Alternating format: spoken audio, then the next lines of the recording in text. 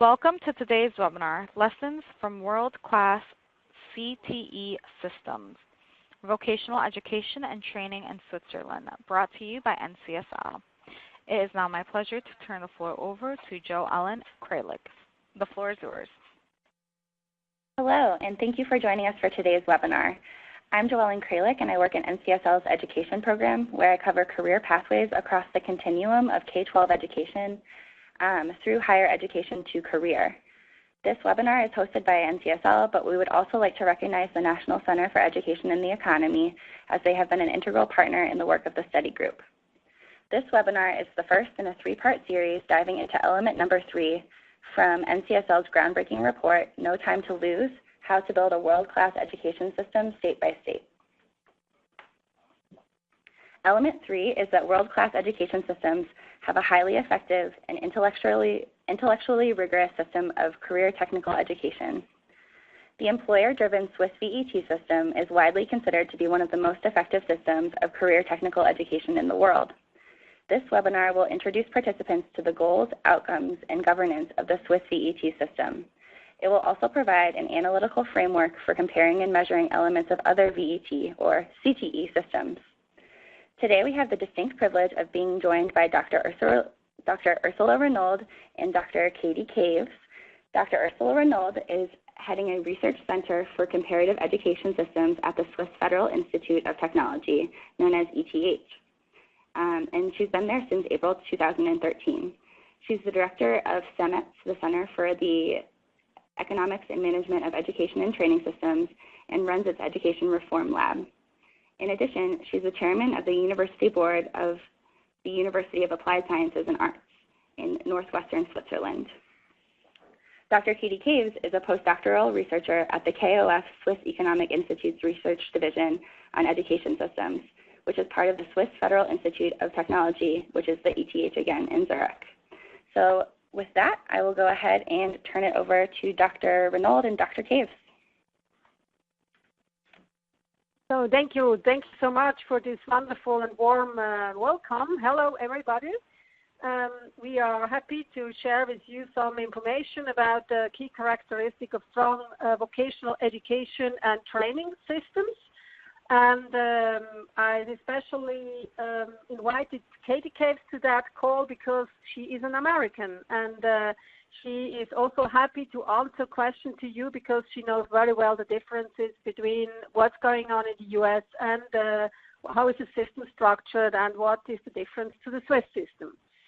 The program of today's webinar is basically in the following agenda you can see. I will explain the Swiss vocational and professional education and training system. This notion professional has a specific meaning. I will come back to that later on. Then, because everyone actually thinks that Switzerland has one of the best vocational and training system, I have to show you some outcome effects so that you better understand why people around the world think that we have one of the best systems. And then, as Joan already mentioned it has to do with what is the governance behind such a system, what are the roles and the involvement of the different stakeholders. That's my second point. And then I turn more into an analytical kind of work that we are doing, because if you want to improve your own system, you need to understand what counts behind regarding what are the different functions, how can you compare VT systems, because I have to say all the systems are basically socially structured. They have to do with the history and with long tradition, so it's very difficult to compare countries or VT system of different countries, and that's why we are focusing in the third aspect of our presentation to that point. Then we move on with measuring key characteristics in the VT system. I show you some examples we did, especially also with Colorado. I've seen that one of your next webinar will be with Career Wise from Colorado, which is one of our case study where we did some of the research.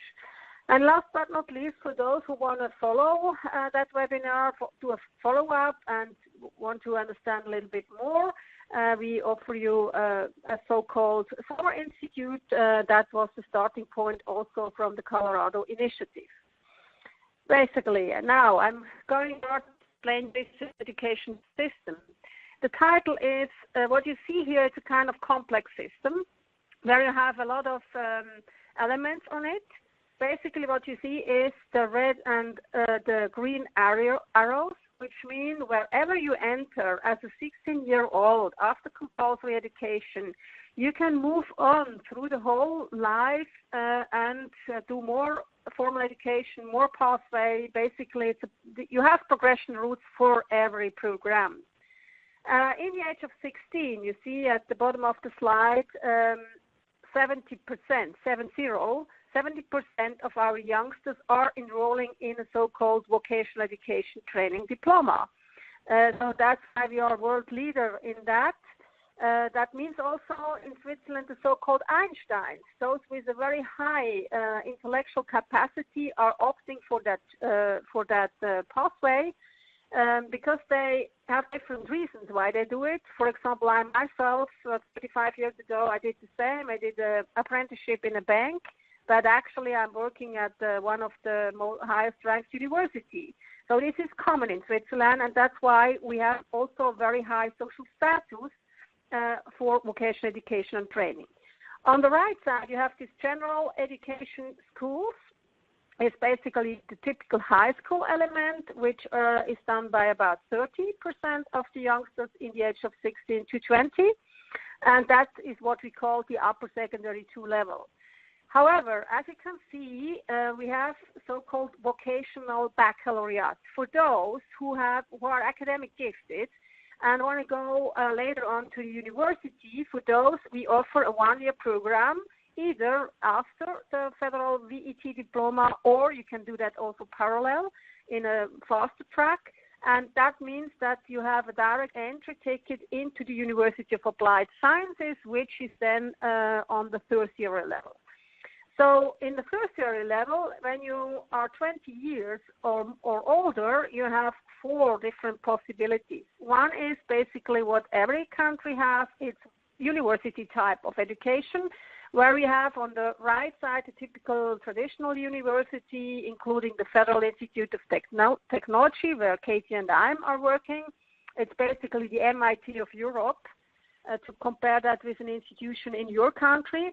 And then the second element from the right are the University of Applied Sciences. This is a second type of university where students can do a master and a bachelor degree, which leads then to a higher position in the labor market.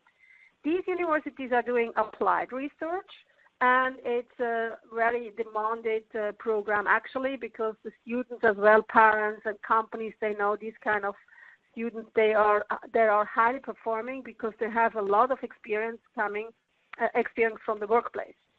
On the left hand, we have this so-called professional education and training level with the PET colleges and the national PET examination. And if you see, the average entry is 32, 35, or for the PET colleges, 25. So these programs are basically to retool in a formal way our staff in the labor market. But it's considered as a national program.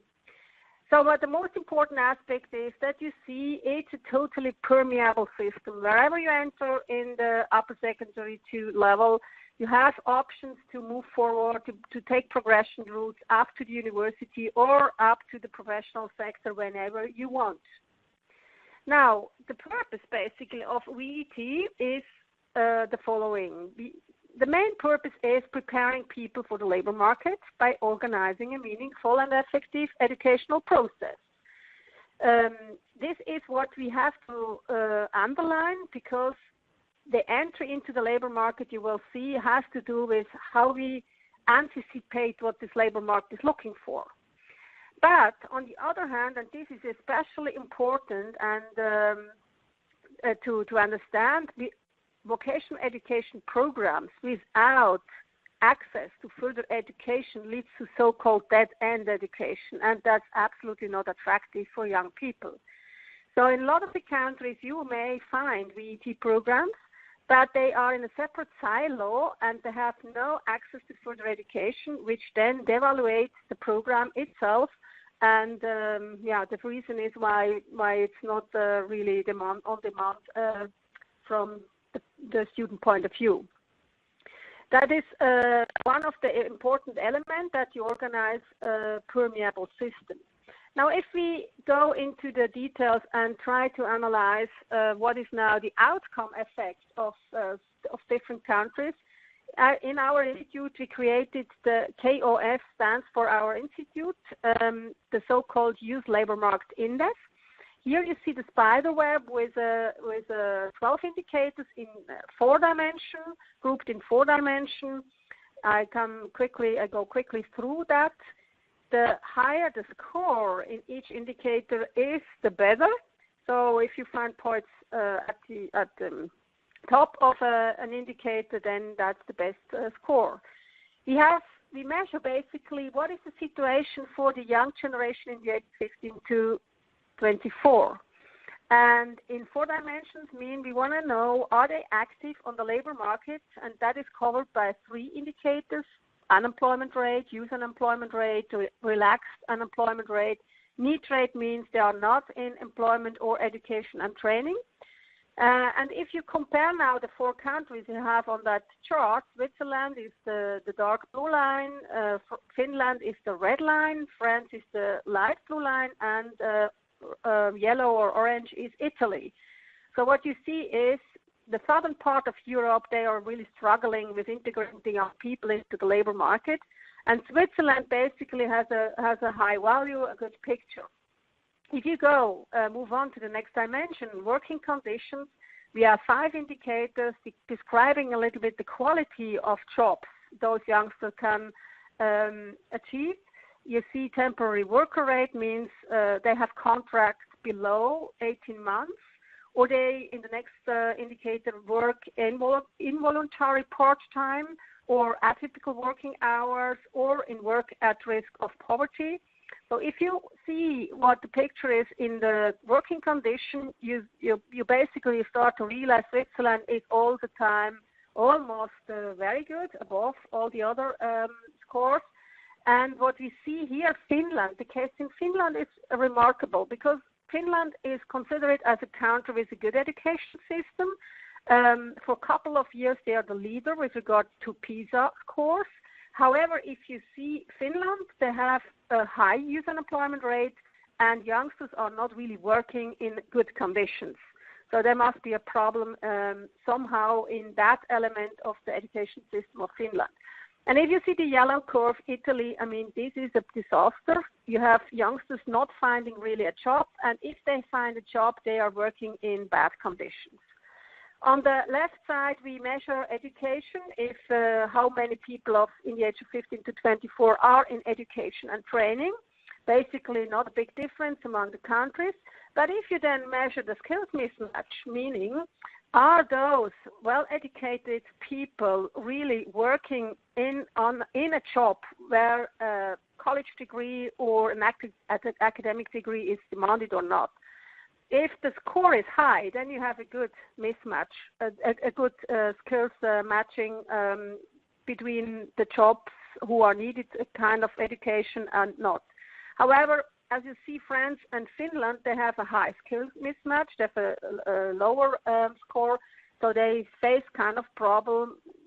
Basically, mostly have too many academics, and they cannot work on their education in the labor market.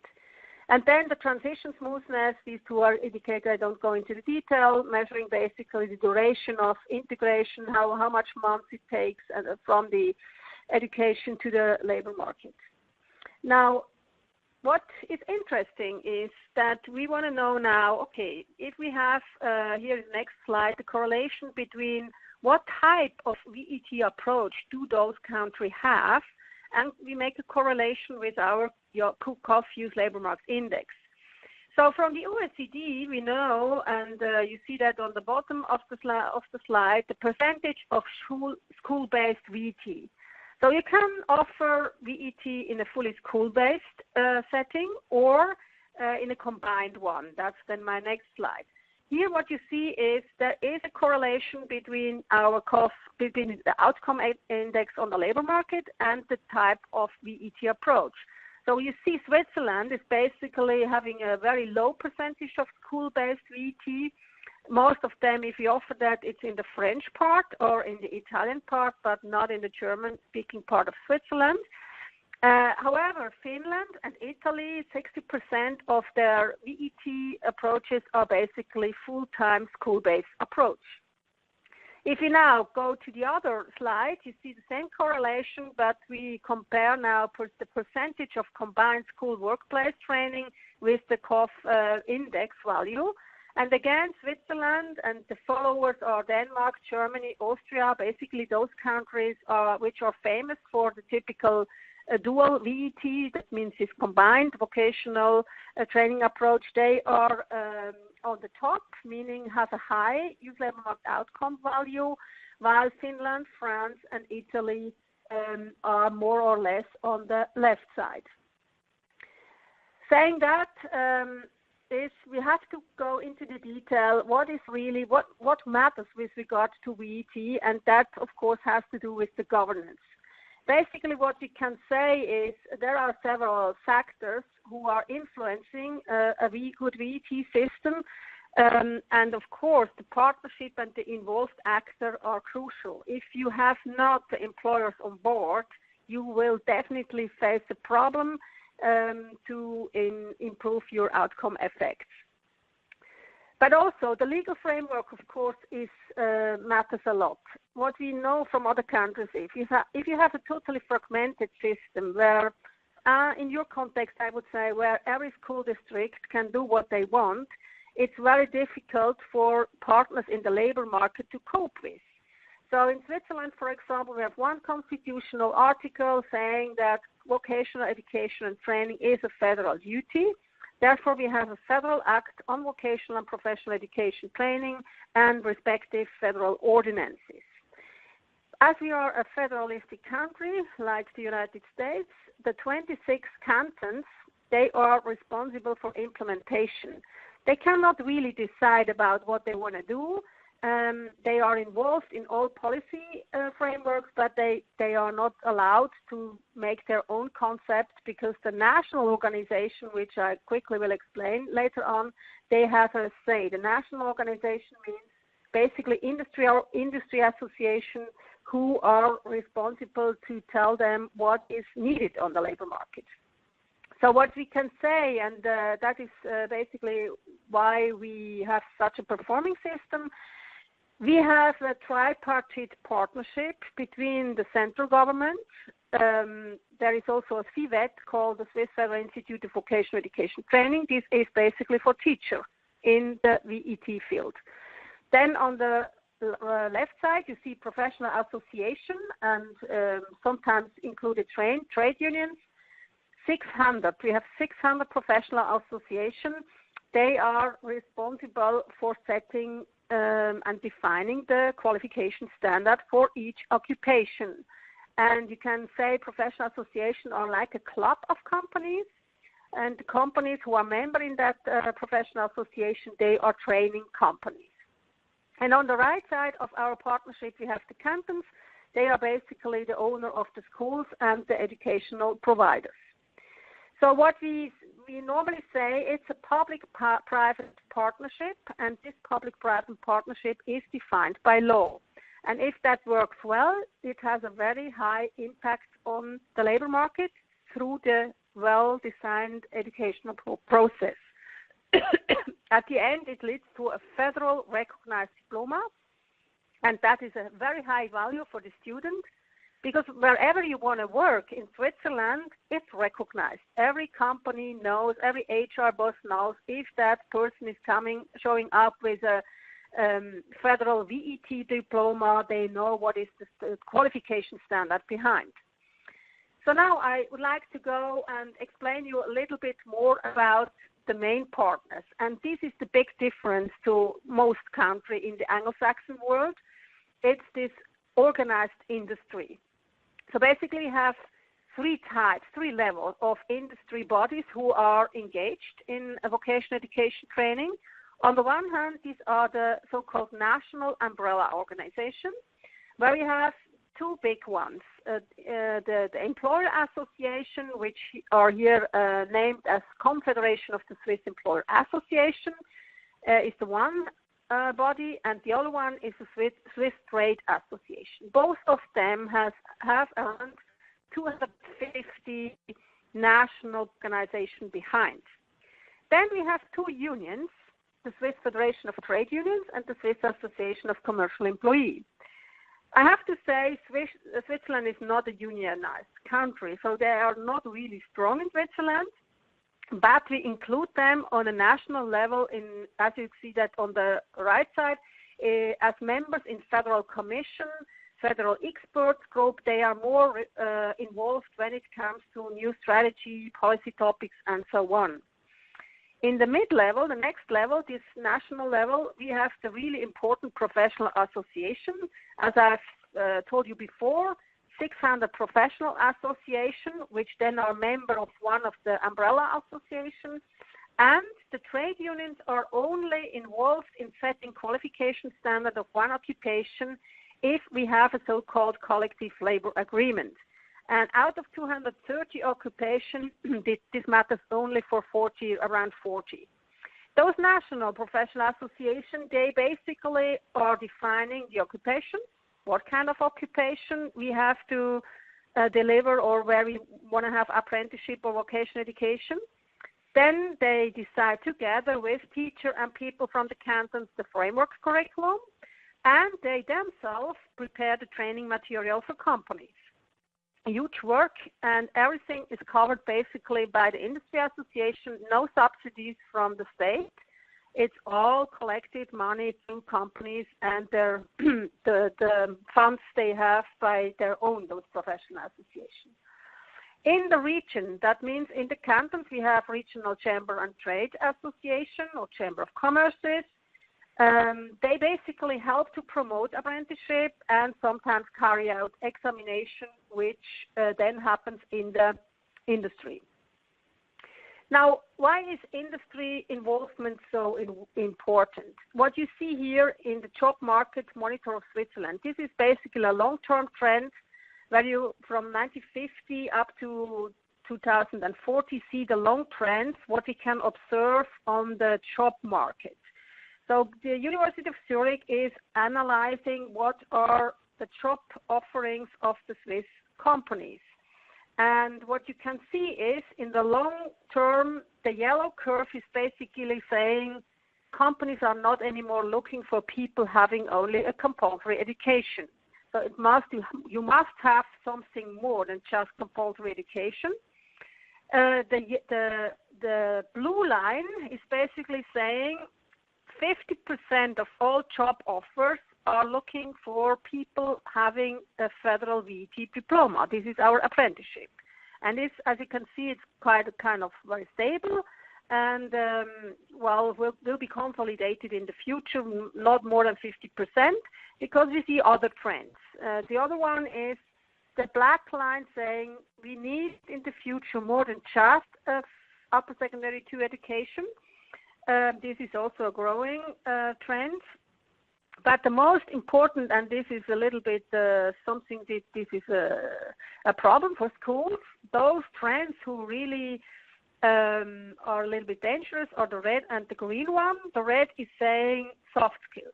Without having soft skills, or in your country, you're normally saying the 21st century skills, or experience on the labor market, you won't find really good job. And this is not easy to teach, and that's why workplace learning is getting more and more important. I have to say those trends you can observe in other countries too. And the soft skills especially will be relatively more important in the future due to the fact that we have the digital transformation everywhere. The fast technological change leads to the fact that the relative importance of soft skills will be higher in the future, because those kind of competencies you can take with you when you move from one job to the other. Hard skills, it depends. Now, the role model in Switzerland, or the success, is that we have a so-called dual vocational education and training, which connects the theory and the practical part every week. That means an apprentice is going every week 1 or 2 days per week to school, and the rest is spending learning and working in a company. And that leads then to a 2-year or 3, mostly of them are doing a 3 to 4 year education. Now, if you want to attract the companies, the first complaint of companies is that costs too much. Yes, you will have costs to train, of course, and in the simple model you see on the slide, the costs are basically the apprentice salary, the trainer salary, machine tools, and so on. But what you need to calculate also are the benefits. And our colleague, Stefan Walter, he basically invented this study in Switzerland, where we can calculate what is the relation between skilled work multiplied with the productivity and unskilled work of an apprentice over the 3 years. And the overall results, which basically are now verified with 3 studies, the average cost and benefit for one apprentice in a training company are as follows. You see the gross costs on the first line, and you see the per apprentice and year in euro, the 3-year and the 4-year program. Basically, they have gross costs from 70,000 euro a year in the 3-year program and 96,000 for a 4-year program. That's a huge money. But if we calculate the productive contribution, you see it's even higher. So it's 79,000 euro or 103,000 euro for a 4-year program. That means that we can say the Swiss apprenticeship system or the VET system is a business case for company, because you have a ROI at the end in both of that training programs. And that leads me to the next point, why we are saying Switzerland is a win-win situation for everyone. On the one hand, right side, you see again the total, the aggregated cost and benefits for the whole Swiss vocational education training system in the data from 2000. 4.8 billion Swiss francs are the costs, 5.2 are the benefits. So firms basically make a net benefit of 400 million Swiss francs. And this is basically then the proportion of money they put in that VET system. On the right side, in that cake, you see this 4.8 billion costs. That is basically 60% of the overall costs, and the government has to pay only 2.4 to around 2.5 billion Swiss francs, which is then equal to around 40% of the cost. And that is what we would say is our recipe, why companies train and why also the government is then able to subsidize the university landscape. Because Switzerland has also very expensive and a very good university system. 70% of all Swiss students can study at the top 200 ranked university because it's basically funded by the government. Now, coming back to the next slide again, I will talk now in the near future only about these 2 elements, federal VET certificate and federal VET diploma, where we have around 230 different occupations. In that slide, you see if you are 15 or 16-year-old, you choose among these 230 different occupations. And I will come back to the process how we accompany those students so that they get into the right occupation. On the list, you see what are the top 20 occupations. They basically are covering 60% of the new apprenticeship contracts. And on top, you have the so-called commercial employee.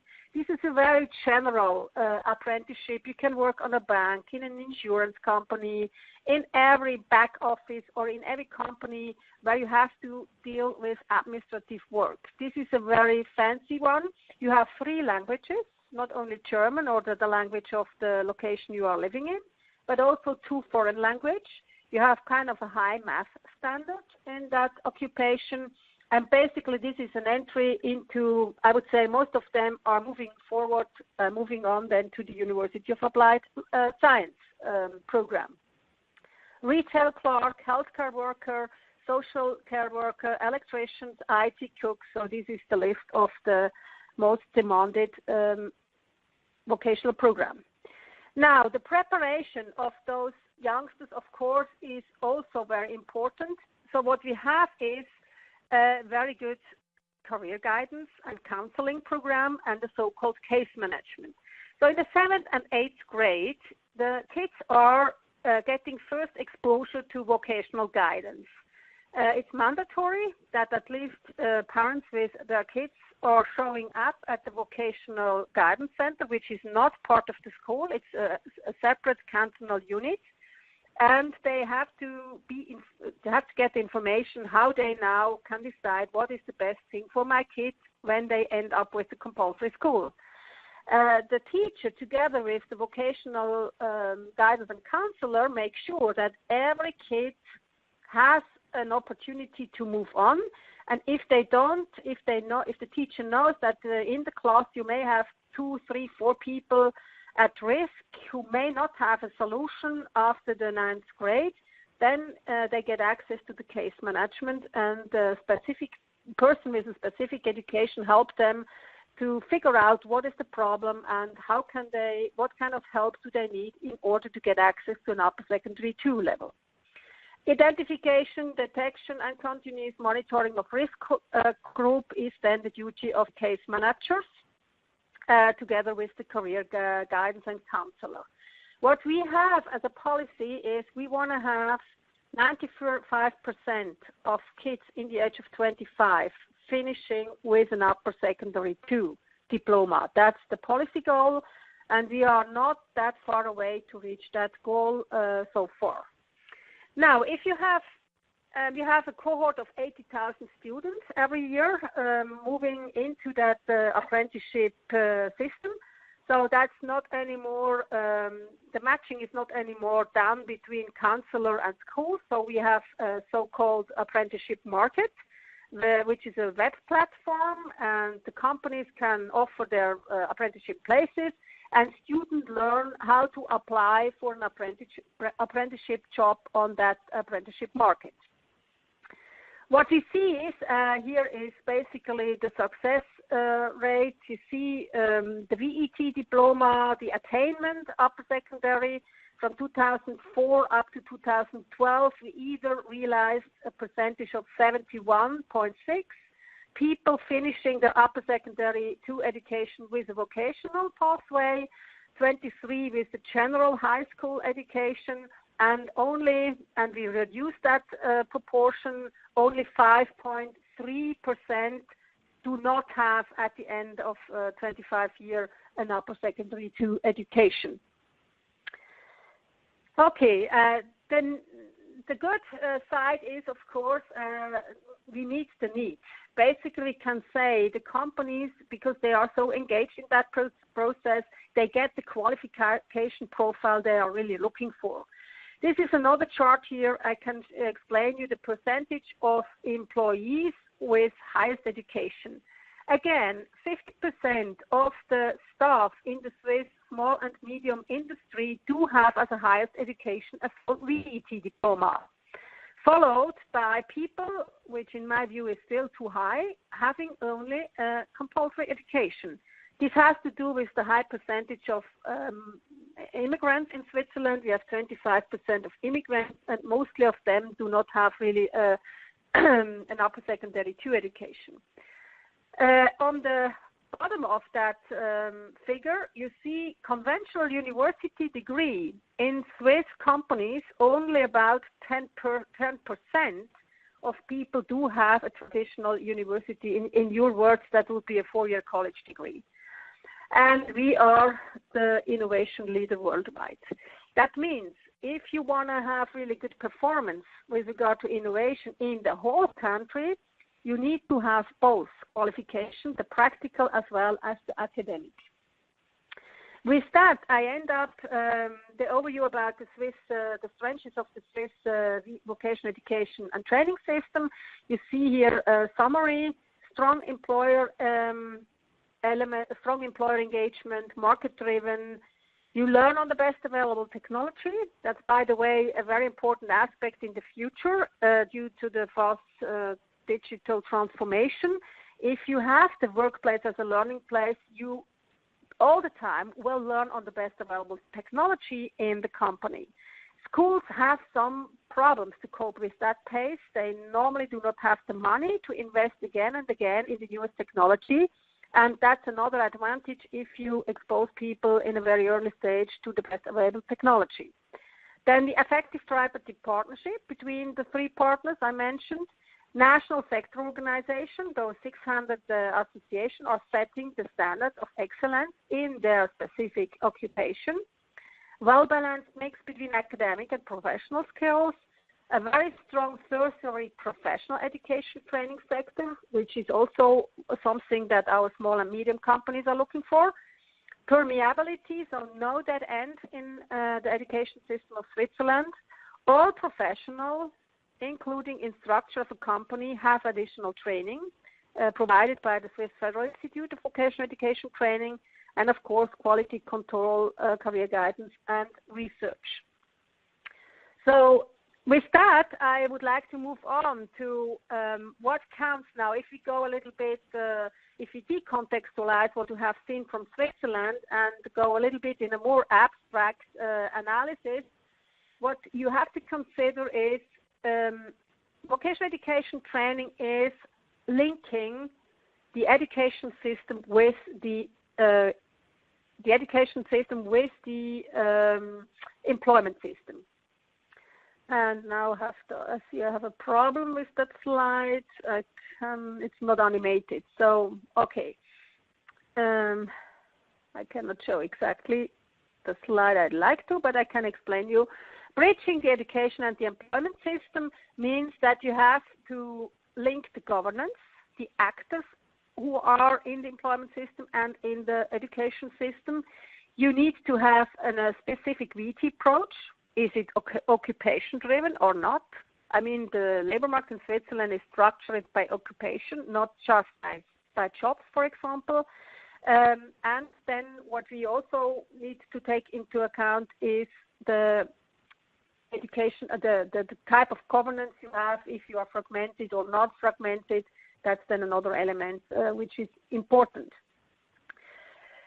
A functional analysis, we did that for some of the countries, help you to understand what is the difference between a vocational education and training system. Now I explain the most important aspect, and that a little bit with a theoretical approach.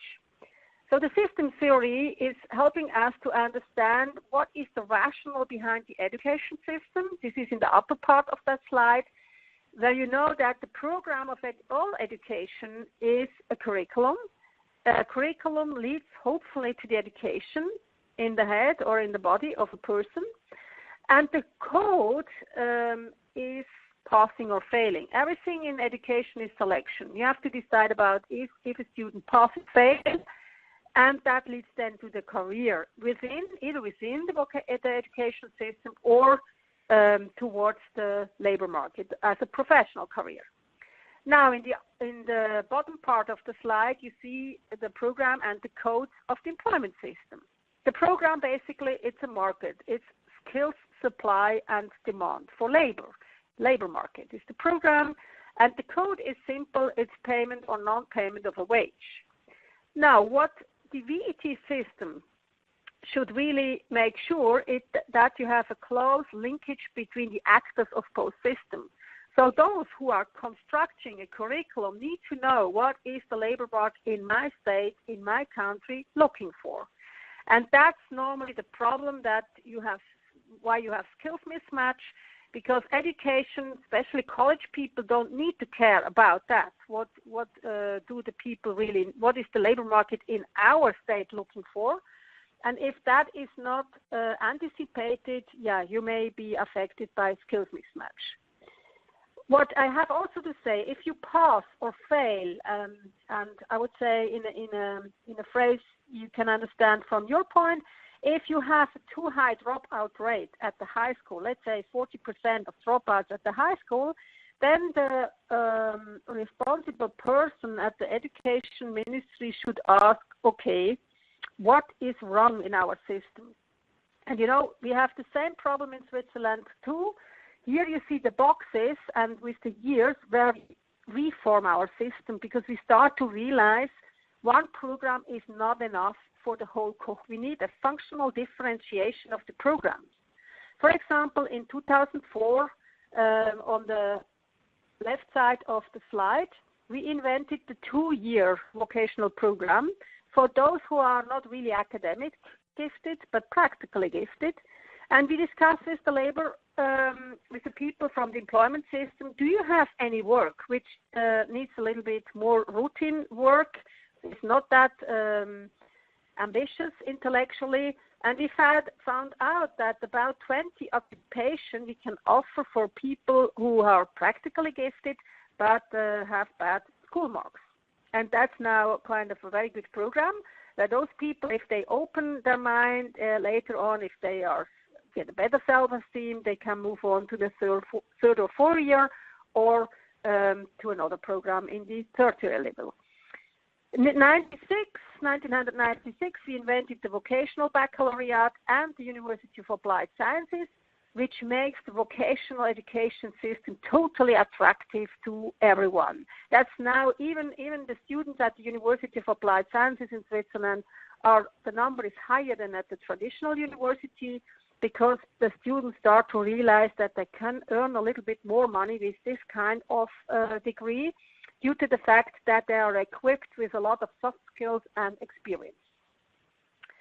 Regulatory framework, of course, you have to analyze. I mean, Switzerland has a specific context, so what you need to understand is what is your regulatory framework. Do you have laws or bylaws, labor laws that regulate something where you have hurdles to install a system like we have? Or do you have policies which also have some elements that are more hindering factors? Who is responsible basically for what? That is what you should care first and understand if you don't know that so far. Then the governance is a very important one. For example, we can measure the governance of VET systems in one country by analyzing how fragmented they are. You see here 2 dimensions, the governance integration and the governance mode. Governance integration means if it's a high coordination, you have basically one single ministry or one government authority who is responsible for caring in every vocational education training program, including healthcare, arts, social work, industry, service sector, everything. If you have a high fragmentation, which happens in a lot of countries, even Germany, means several ministries are involved in controlling the whole system.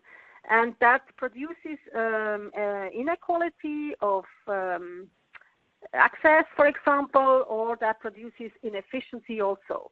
On the other hand, you have governance mode. If it's a program or a system that is output-oriented, means more performance-oriented or input-oriented. For example, in a coordinated output-oriented approach, you basically set the standard on a national level, and then you give the freedom to schools to apply, and you will control that later on. Switzerland, again, we were until 2004 a more fragmented input-oriented country with several ministries involved. Then we have different curricula for VET schools and for workplace training, and no clear profile of professional association. By 2004, we changed the legislation towards a coordinated output-oriented governance, where you see here what the elements are. Output-oriented financing system. We basically pay schools by per capita. One ministry is responsible, one curriculum framework for all learning places to improve the coordination between companies and schools. Yeah, and here what you see, some selected function, you have to consider if you want to re-engineer a whole VET system, not just a program. We make a distinction between a program and the whole system. You have to care about regulation, means the legal framework, the forecast, the strategic planning, the implementing of policies, what is the need in the labor market. Then the transparency of programs is also especially important for countries who do have a lot of people in the labor force not having really a formal degree. Then they need this recognition of prior learning, and for that you need a national qualification framework, regulation of qualification standards, and so on. You can read that list. I don't explain everything, but all these functions have to do with a good and strong VET system, and if they are well linked to each other, then you can say that you have a robust and coherent system. Now, the institutions, of course, are now important. It depends of what kind of political system you have, and it depends if you want to go for a market-driven, a state control, or an occupation-driven VET approach. And then we help people to understand how you could re-engineer a system, taking into account that you have those different functions on the left side of the slide, that you have a restriction regarding your governance, and that you have a restriction from your state regarding your VET approach. That produces then the result, how your governance could be in the future. So this is basically how we help countries to analyze their own system, and now I explain what you can provide as key characteristic of the system. The main aspect, as I told you, is you need to know how well your people from the employment and education system work together. The optimal linkage is an equilibrium of power between actors from education and employment. It depends if all the power is on the education side. You need more an employer engagement strategy, moving power in VET from mostly education to include employment. The labor market alignment strategy, moving power from mostly employment to include education. What do we mean by that? The curriculum value chain is basically divided in three phases. You have curriculum design phase, you have curriculum application phase, and the feedback phase. And within the curriculum design phase, normally you have to set the qualification standard, you have to define about the examination forms and the involvement quality of actors in that process. In the application phase, it's all about how much you spend time in the workplace as a learning place, how much at school, work regulation, and so on. Teacher, who are the teachers? Are the teachers coming from the companies or just the teachers from the school? So what you can measure with that education employment linkage index is the intensity of cooperation between actors from two sides. And here is the result. We did a benchmark study among 20 countries. What you see is 18 means Austria, Switzerland, Denmark, and Germany. Again, those typical European countries with a strong dual vocational education training, they are on the top. The average, then some European countries are below the average, and in the Asian region, Korea, Singapore, Japan, Hong Kong, China, they are mostly below the average.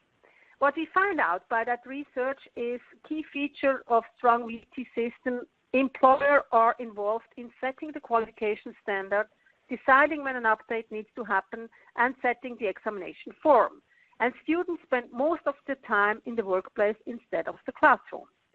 So that is basically what we also analyzed in Colorado, our pilot state in the U.S., where we helped to improve the system towards, let's say, a system where they can reduce their dropout rate at the high school and prepare the next generation of workforce for the labor market. What you see here, the slides on the left side of the slide, is the Swiss score is basically the line you see.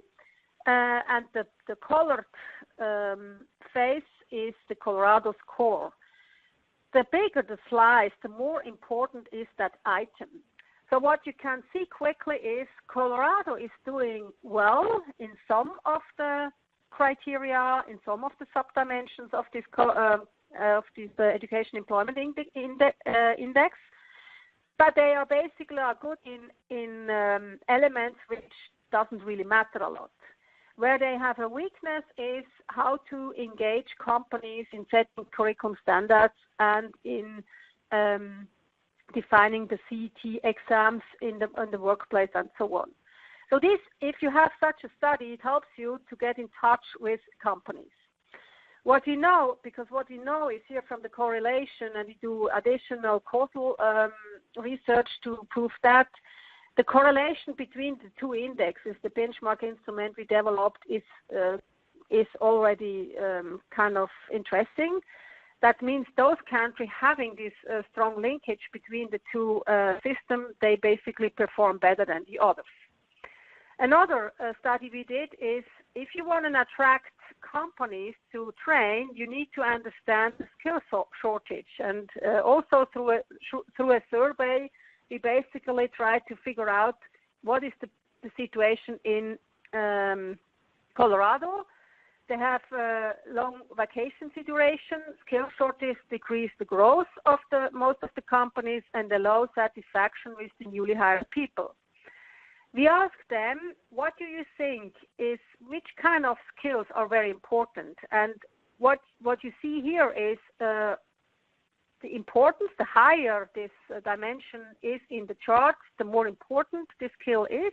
So trustworthiness, reliability, motivation, commitment is very important. And then we were asking companies, what do you think? What is the best learning place to learn those kind of competencies?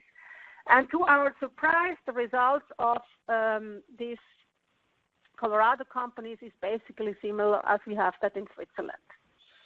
The recommendation for us is create a platform of dialogue among companies, educators, and administrators to address the findings in the report, establish industry-level or occupational training programs that combine the classroom education with the workplace training, and design programs so that benefits exceed the cost for companies. So this business case, which is even more important, I would say, in the United States than in Switzerland, because in Switzerland we have a more coordinated market economy where social partnership is very famous, and it's not all about only competition. Ensure the quality of workplace training and empower intermediary organization to establish the statewide linkage. Because for each company it will be difficult to establish such a pathway by their own.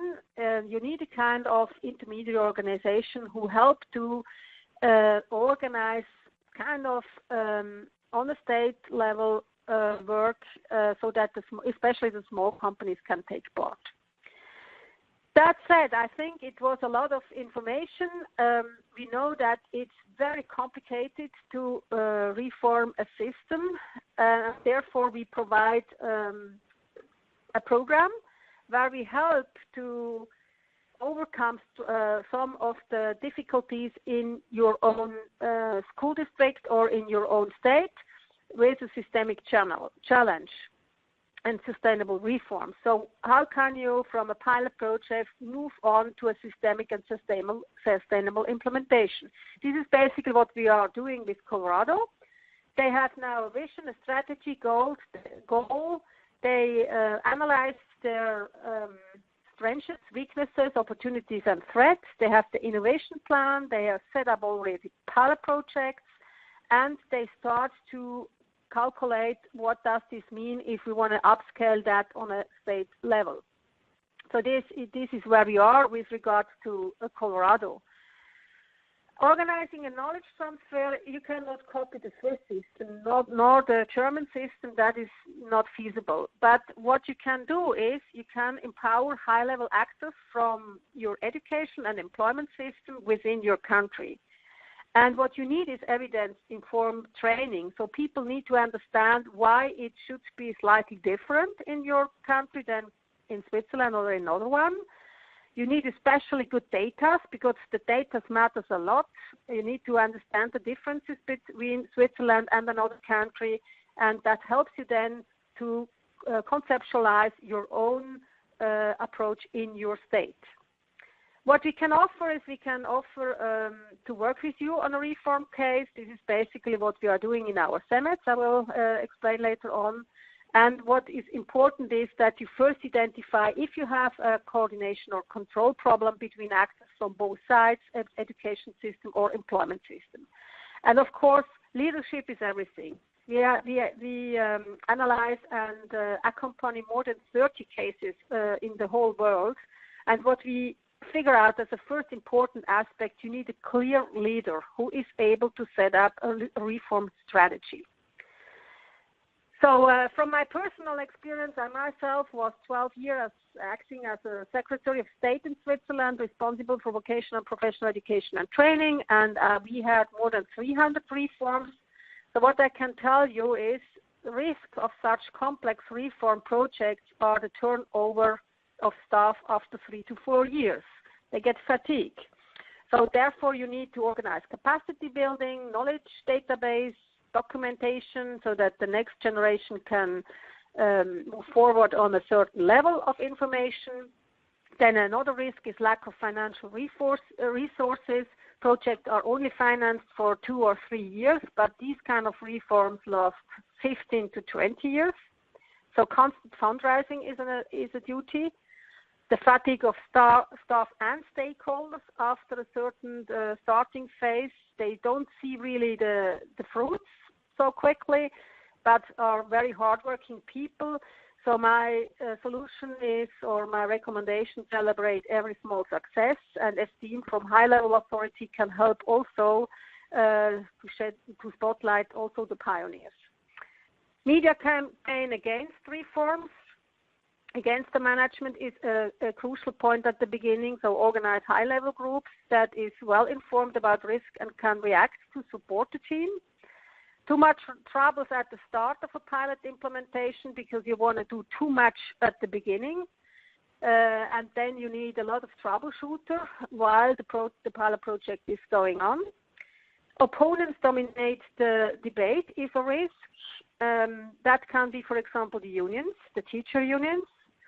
My solution is embrace opponents, include them from the first day on, raise events with them, and lead to a dialectic communication, because my experience is that helps you to understand where the troubles could be, and also it gives some trust to the people who are involved.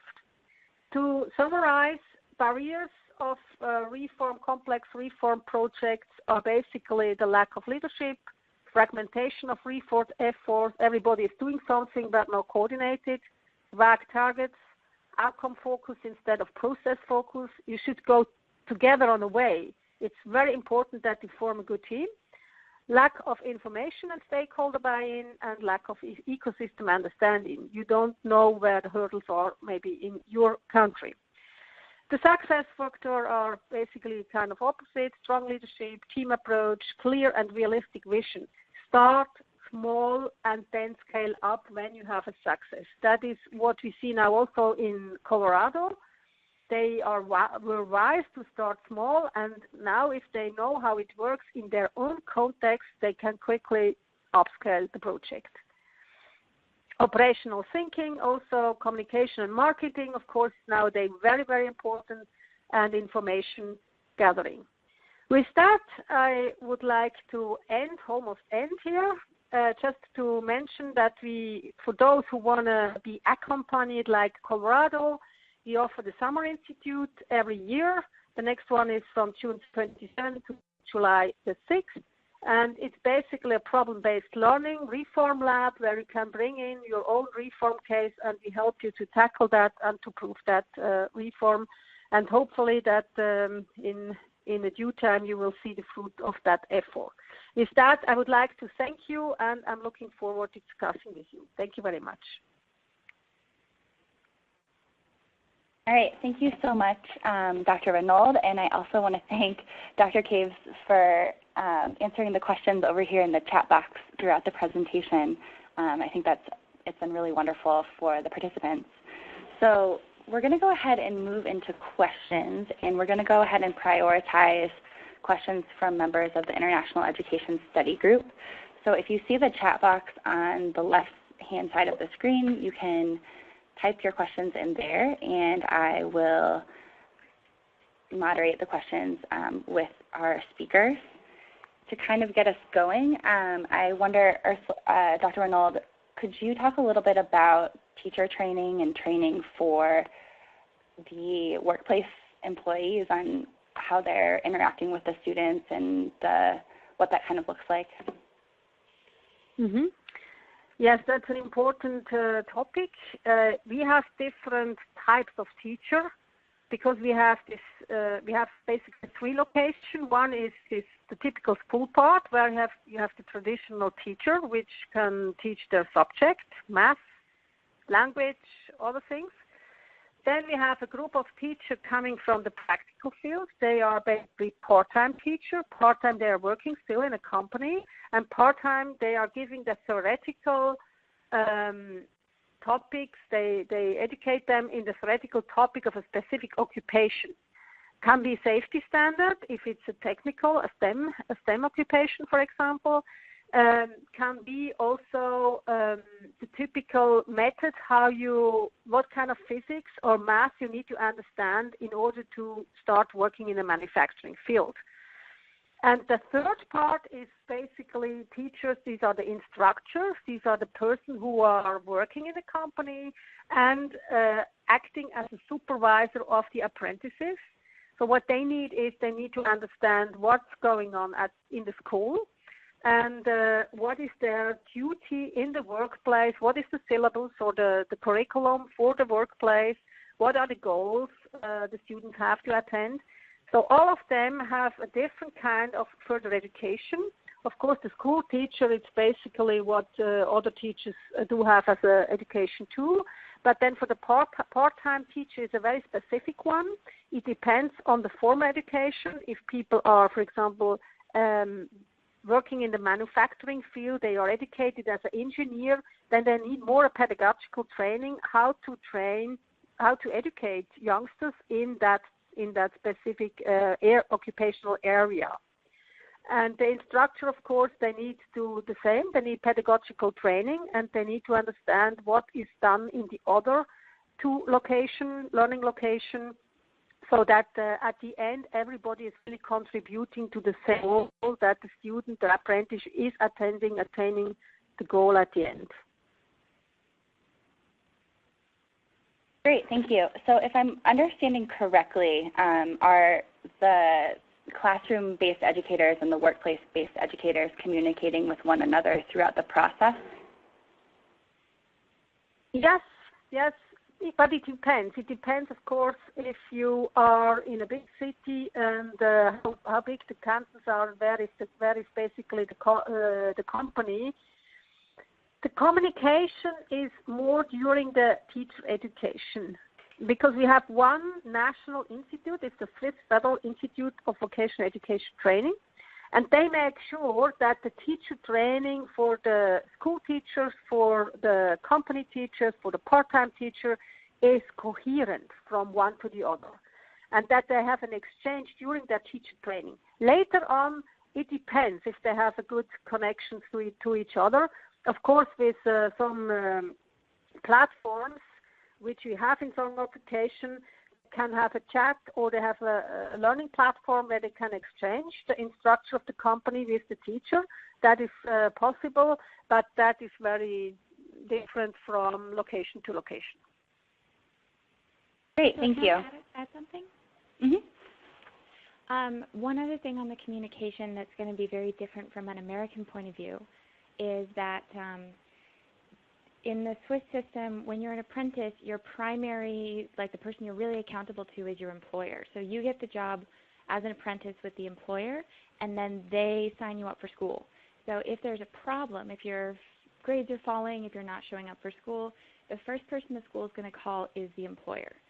And so I think that's probably a big shift from the American point of view that's fun to point out. Thank you. So we had a question come in from Tanner that I'm going to read. Dr. Renold showed that only 10% of people in the workplace have a traditional university degree and 50% have VET, and that more university students are seeing the added benefit of VET.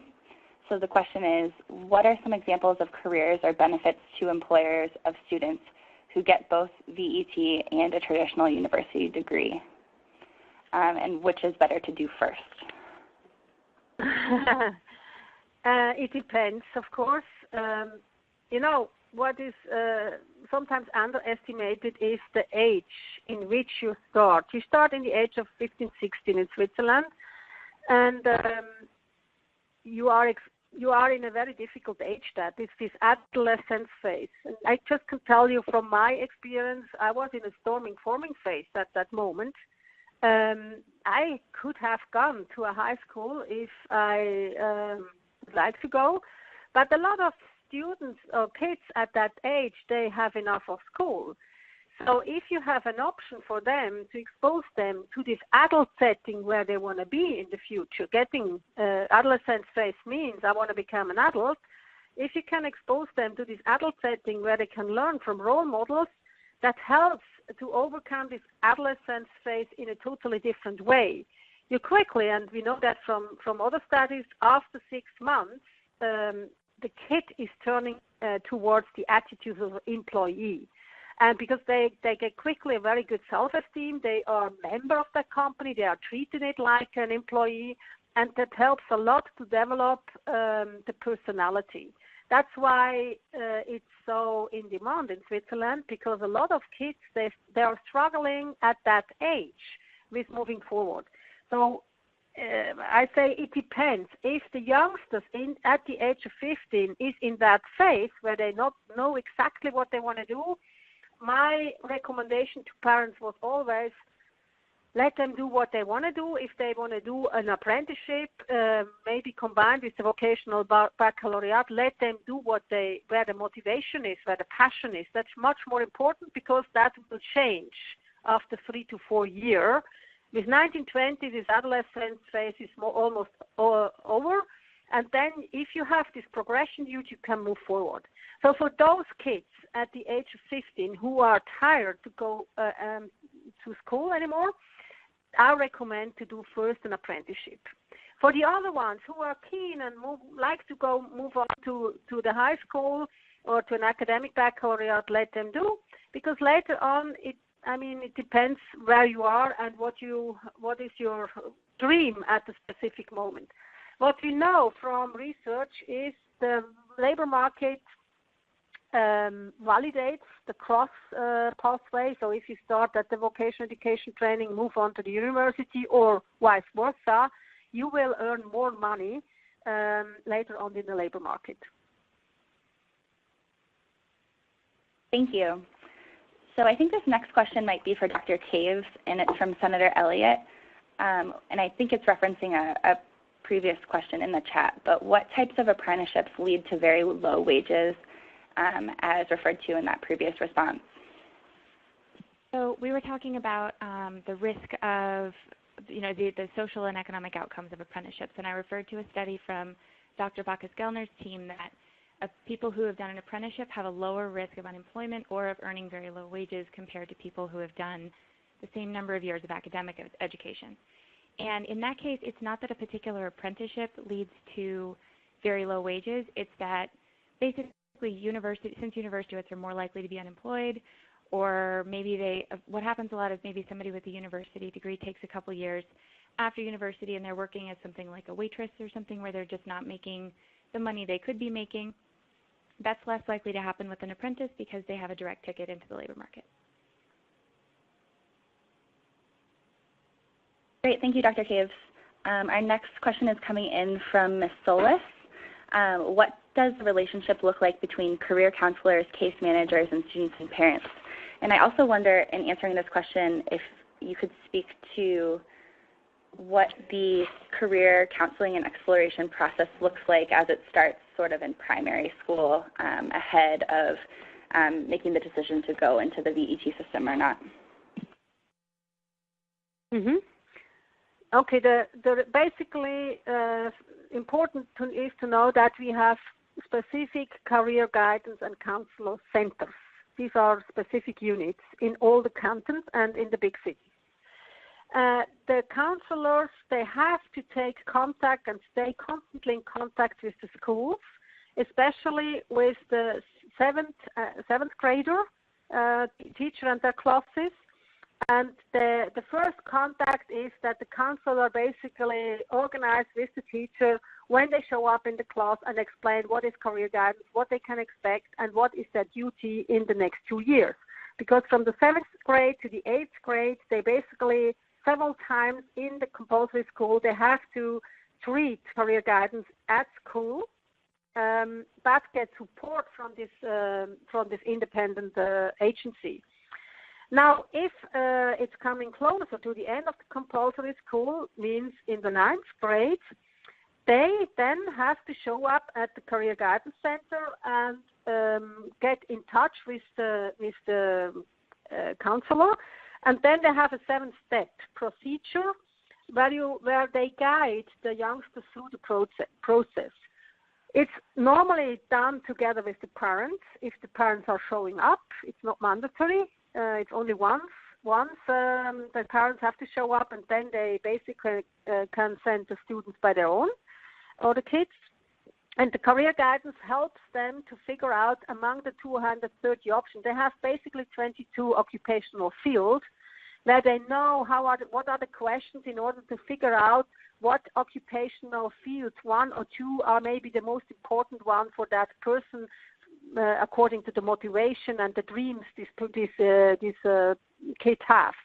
And then they have a guided process, 7 steps, where at the end they end up with a decision. The kid make their own decision. I want to become, let's say, a mathematician. I want to become an IT supporter or what else. And if the 7th step is fulfilled, then they can apply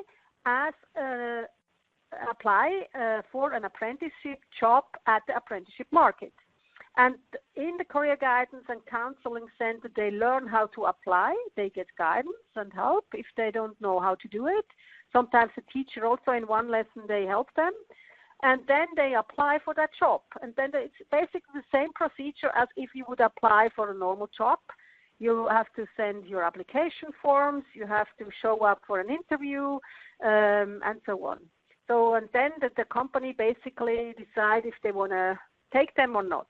That's the traditional procedure. Now, in the 7th grade, in the 8th grade, the teacher organizes so-called, it's a difficult notion, but we learned from other people from the state, we could call that sniffing courses. You get exposed one day in the 7th grade, one day in the 8th grade. The kid is organizing a visit to the company where they are interested in to learn something. And this is what we call sniffing courses. And in the 8th grade or in the 9th grade, they can even do more than just one day, even up to a week, where companies offering so-called sniffing courses for these kids. They can see what happens in the company, what is a carpenter occupation, what is a healthcare worker, social worker, whatever you have, electrician. Then they are included in the team with a peer, with an apprentice who is then explaining the kid what they are doing, what is the climate in the company, what are don'ts and do's and things like that. And that can then also influence the procedure in the mind of a kid if they really want to apply for that kind of occupation. With that, I end here. Thank you. So it looks like our next question is coming in from Senator Leonard. How much opposition do you think would come from four-year institutions who might see a diminution, that's a new word for me, a decrease in the importance of a four-year degree under this type of system? How much of, I didn't get the first part of the question. How much of what? Yeah. How much do you think that the colleges and universities will get mad about this? Will get mad about this. Okay. It depends. I mean, the four-year college degree you can offer that, but it's more about how you channel the people to the appropriate program. The college degree, in my view, in some of the states, you have too many people doing a 4-year college degree, not necessarily finding later on a job, which is then the equivalent to that degree. So it's all about how you raise the dialogue, how you can inform people about if they should really pay a lot for a 4-year college degree and not finding really a job later on where they can work on it. That is maybe one strategy. The other one is, I'm not so afraid that the colleges will be mad, because it takes you years until you have a new system installed which have a representative part of people doing that. And the third part, you have a lot of people not doing a 2-year college or not finishing the high school. So there are a lot of people around who may profit from this kind of program. It's for me more what is phase in and phase out time of installing a new program, because you have that not from one day to the other. So there is an adaptation time for all the institutions, and it can be also a chance for 4-year colleges that they can work together with for the teacher training, for example, or work together with industry bodies. For example, in UK or in other countries, they are established now so-called dual university degrees. In the UK, they call that a university apprenticeship. Means you are doing your college degree part-time while you are working in a company. So nowadays, it's not anymore the same that this classical, traditional 4-year college degree is the future. And also the fact that the soft skills and the 21st century skills are becoming so important in the future will affect colleges too. So I would rather recommend that they should see that as a chance and contribute wherever they can. But it will take years until they realize that it could affect them at the college level. Thank you. Our next question is from Mr. McCracken. He wants to know if you could speak a little bit more about the distinction between input and output governance. Mm-hmm. Okay, I make an example. If you decide that you want to have a national qualification standard, or a state, in your country it's more a state qualification standard for manufacturing, for example, then you would decide that we need this kind of qualification level so that all companies in our state in the manufacturing field will get to those skilled people. Now, what you can do is you describe exactly what should that curriculum be and what should the schools do. However, that would be an input-oriented approach where you precisely define what are the goals, what are the competencies, how you teach, for example, what is the material, what are the textbooks, and so on. Everything in the input-oriented one is predefined. And an output-oriented is you just set the standard and you give the freedom to schools to apply and raise a kind of competition among institutions. And then, of course, you measure the quality among the institution who delivers the best quality. So this is one example. Another one is, of course, on the financial side. If you have an input-oriented financial regime, you basically finance textbooks, teacher salaries, school infrastructure, everything that costs. You have the list of all costs, and you calculate that, and you pay then. You basically pay the schools what they tell you they need in order that they can run the school. If you want to have an output-oriented, you still calculate the overall cost of the system, but then you distribute it by per capita, and you try to raise competition among the institutions because there are that they have a freedom to do it a little bit better than the neighbor school, for example. So this is an example for an output-oriented financial system. Then another example is who defines about what is the language you should learn if you decide you want to learn a second or a third languages. This is particularly important in countries with more than one language. there is a huge fight about should we now define on a national level what is the standard, what is the foreign language you should learn first, or give you the freedom to the regions to decide that. The output-oriented one would be you decide there are 3 languages the kids should learn, but we give the freedom to the local level to decide about. And the input-oriented one is more about we predefine what are these languages independently of what the local level is saying. With that, I stop here. Thank you. And so we are getting kind of close to our closing time, so I wanted to give both Dr. Renold and Dr. Caves an opportunity to speak to any points that we didn't quite get to or questions that we didn't ask that we should have. Maybe Katie could start with. I wonder. I think that one of the big shifts from an American point of view, and certainly one that I've been in this work for 5 years now, or 6, I guess. But when I first started, I was coming from a point of view of like, this can't be right, this can't work. And the more I learn about it, the more I'm convinced that it really can work. And it really is the best option for so many people. And one of the big sort of paradigm shifts is the difference between schools producing skills and then companies consuming those skills.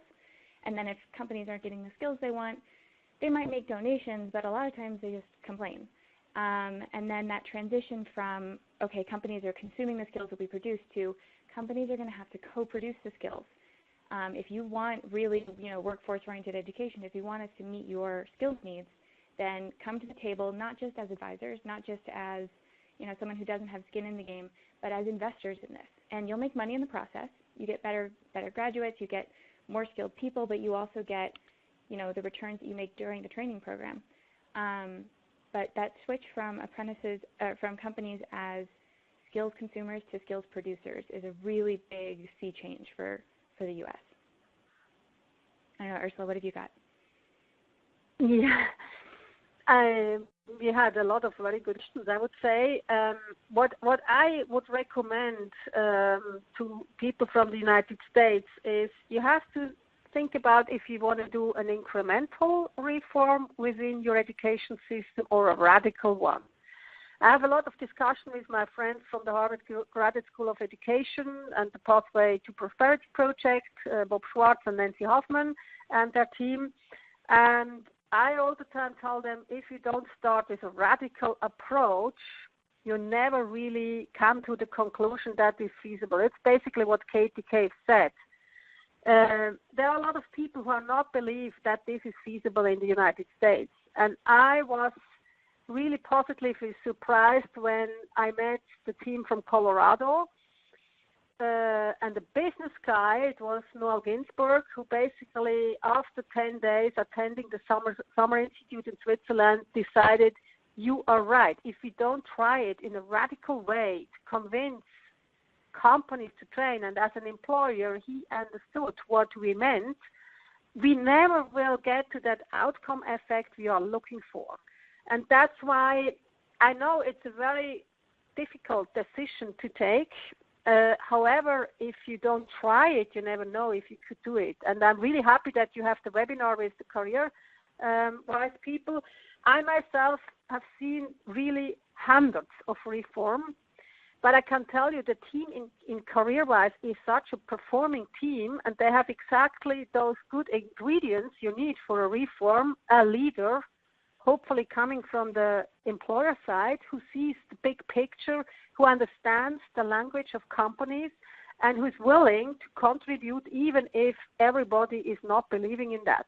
That's the big obstacle in your country, to create this momentum of change where people don't believe in it's feasible. Now you have the first pilot project going on in Colorado. Now they have already the first success. It is feasible.